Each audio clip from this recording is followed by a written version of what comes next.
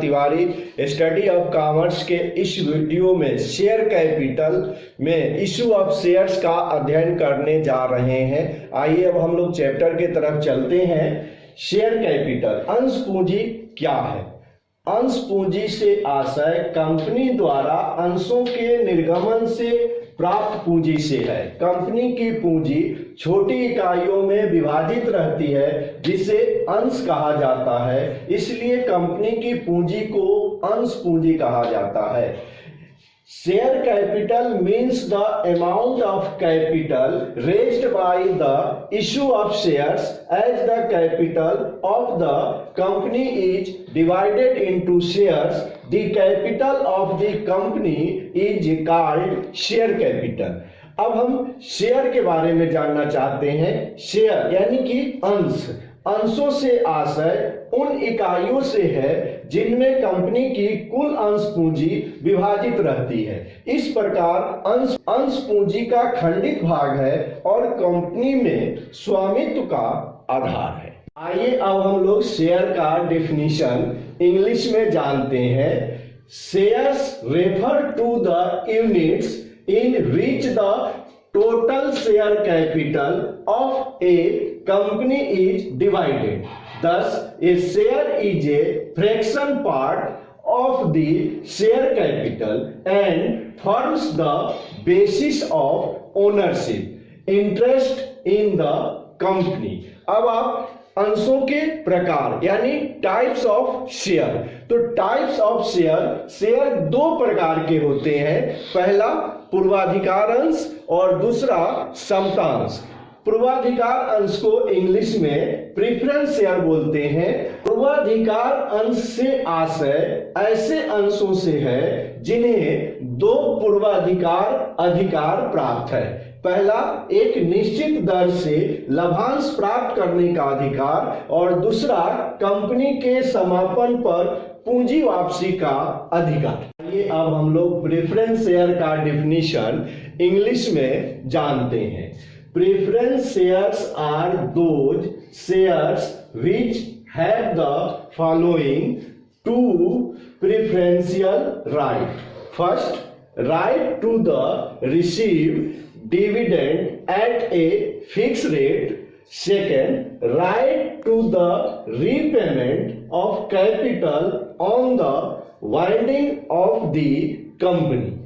आइए अब हम लोग समता अंश यानी इक्विटी शेयर्स का डेफिनेशन जानते हैं।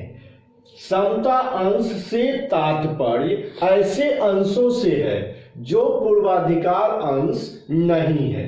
समता अंशधारी कंपनी के स्वामी होते हैं, परंतु उन्हें पूर्वाधिकार अंशधारियों को लाभांश देने के पश्चात बचे लाभ में से ही लाभांश प्राप्त होता है।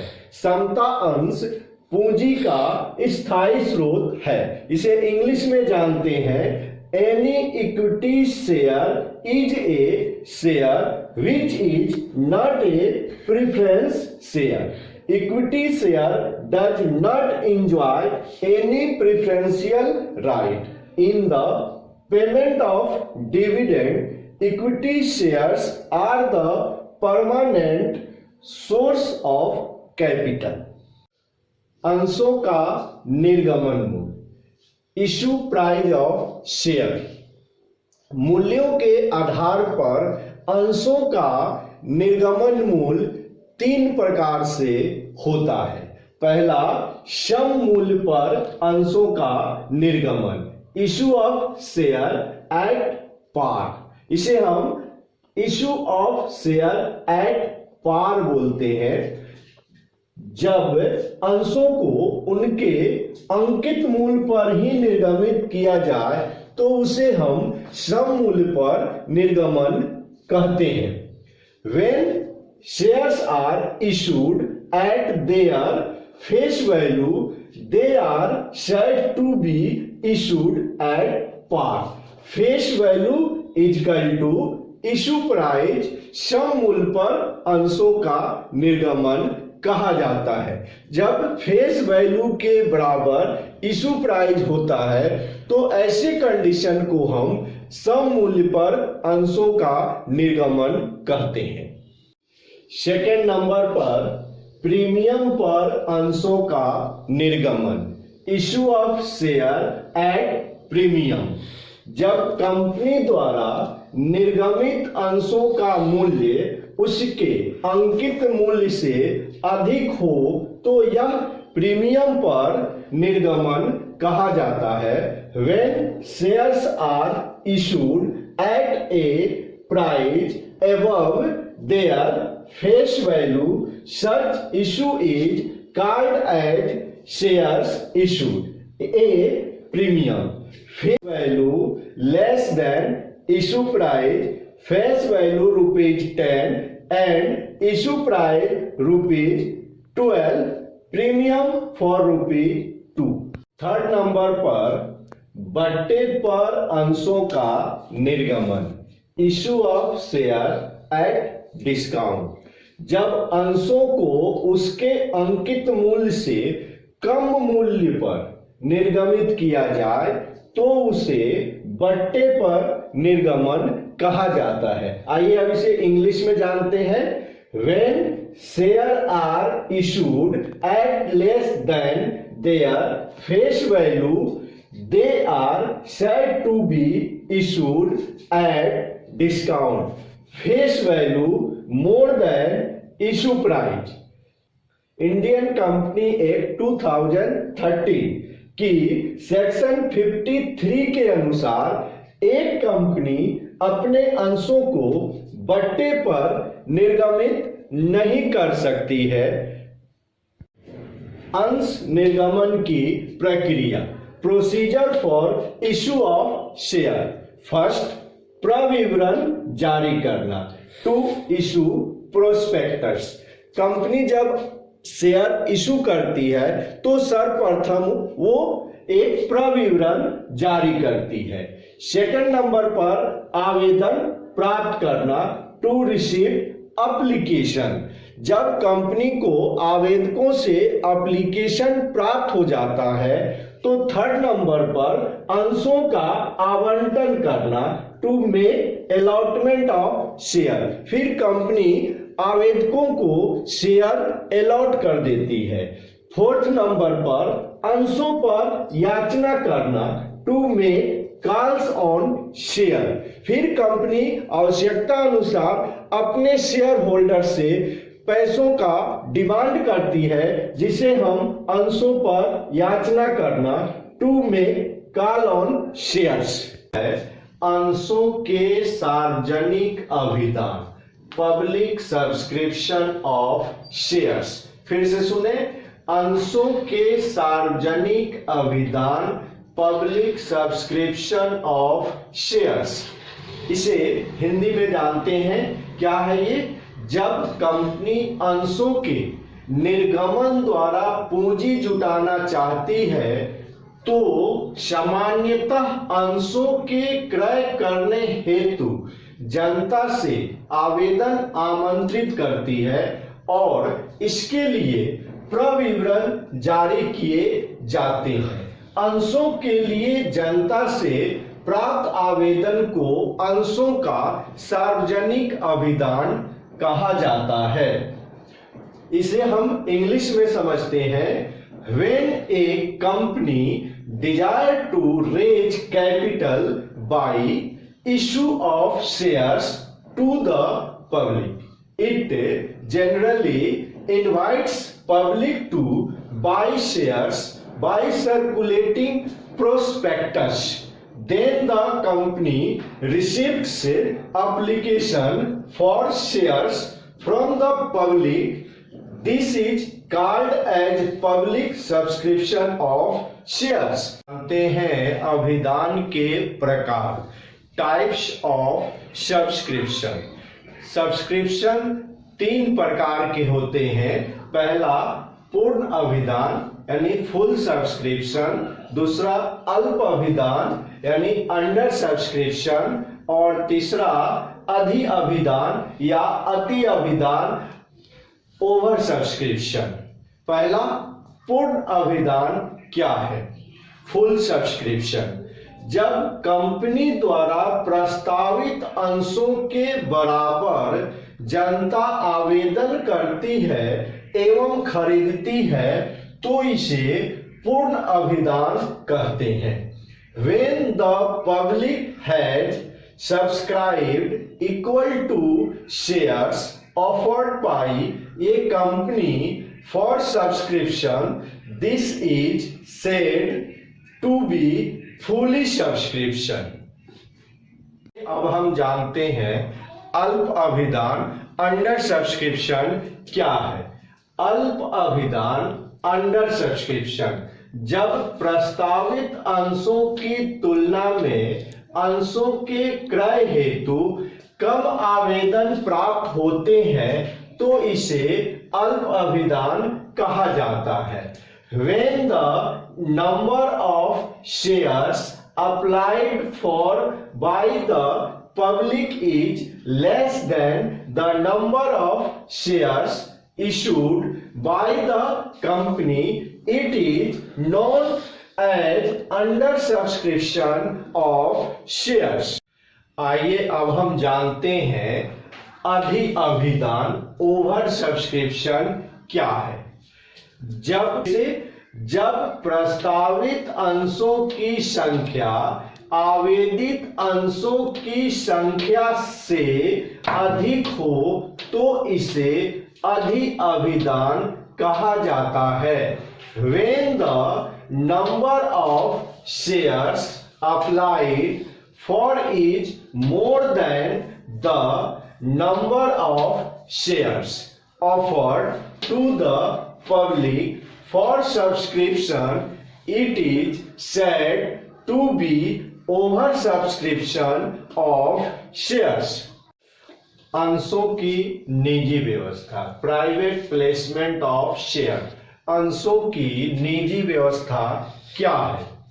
ऐसे निर्गमन जो सार्वजनिक निर्गमन नहीं है बल्कि कुछ चुने हुए व्यक्तियों को निर्गमित किए जाते हैं अंशों की निजी व्यवस्था कहलाता है। इंग्लिश में जानते हैं an issue of shares which is not a public issue but offered to a selected group of person is called private placement of shares। आइए अब हम जानते हैं प्रारंभिक सार्वजनिक आमंत्रण या प्रस्ताव इनिशियल पब्लिक ऑफर, जिसे हम लोग आईपीओ के नाम से आजकल जानते हैं। आईपीओ क्या है? अंशों के अभिदान हेतु जनता को आमंत्रित करने हेतु दिए गए प्रस्ताव को प्रारंभिक सार्वजनिक आमंत्रण या प्रस्ताव कहा जाता है। इस प्रकार अंश पूंजी में योगदान देने के लिए आम पब्लिक वित्तीय संस्थाओं व व्यवसायिक फर्मों से किया गया आमंत्रण ही प्रारंभिक सार्वजनिक प्रस्ताव कहलाता है। इंग्लिश में जानते हैं making an offer inviting the public in general to subscribe to shares is generally known as initial public offer यानी आईपीओ। कर्मचारी स्टॉक विकल्प योजना क्या है? आइए पहले हम इसे हिंदी में जानते हैं। यह एक ऐसी योजना है जिसके अंतर्गत कंपनी के पूर्णकालिक संचालकों, पदाधिकारियों एवं कर्मचारियों को भविष्य में कंपनी की प्रतिभूतियों को पूर्व निर्धारित मूल्य पर क्रय करने का अधिकार दिया जाता है। इसे इंग्लिश में जानते हैं। English implies a stock option plan is a scheme under which an option right is given to the whole time directors, officers and employees to purchase or subscribe at a future date the securities of the company at a predetermined price। ये अब हम जानते हैं रोकर के अतिरिक्त अन्य प्रतिफल के लिए अंशों का निर्गमन। पहले हम इसे हिंदी में जानते हैं। जब अंशों का निर्गमन किसी संपत्ति के मूल्य को चुकाने के लिए या प्रवर्तकों को उनकी सेवा के लिए किया जाता है तब इसे नगद या रोकड़ के अतिरिक्त अन्य प्रतिफल के लिए अंशों का निर्गमन कहा जाता है। अब इंग्लिश में जानते हैं issue of shares for consideration other than cash.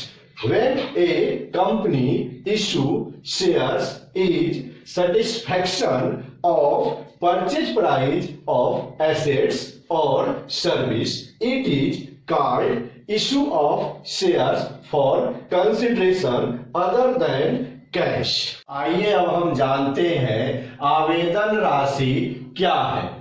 जो व्यक्ति अंश खरीदना चाहते हैं वे निर्धारित आवेदन पत्र को भरकर आवश्यक राशि के साथ कंपनी के बैंक में जमा करते हैं। आवेदन पत्र के साथ जो राशि जमा की जाती है उसे आवेदन राशि कहा जाता है। What is application money? Application money is the amount which an applicant is required to deposit with the banker of the company along with application form। अंश आवंटन क्या है? अंशों के क्रय हेतु जनता से प्राप्त आवेदन के आधार पर प्रस्तावित सार्वजनिक अभिदान के आलोक में आवेदकों के बीच अंशों का बंटवारा किया जाता है जिसे अंशों का आवंटन कहते हैं। What is share allotment? Share allotment is a process of accepting the offer of the applications for the purchase of shares। अंशों पर याचना क्या है? आवंटन के पश्चात अंशधारियों से मांगी गई राशि को अंशों पर याचना कहा जाता है। यह प्रथम याचना, द्वितीय एवं अंतिम याचना के रूप में हो सकता है। What is calls on shares? The amount demanded after allotment money is known call on shares। It may be first call, second and final call। अदत्त याचना।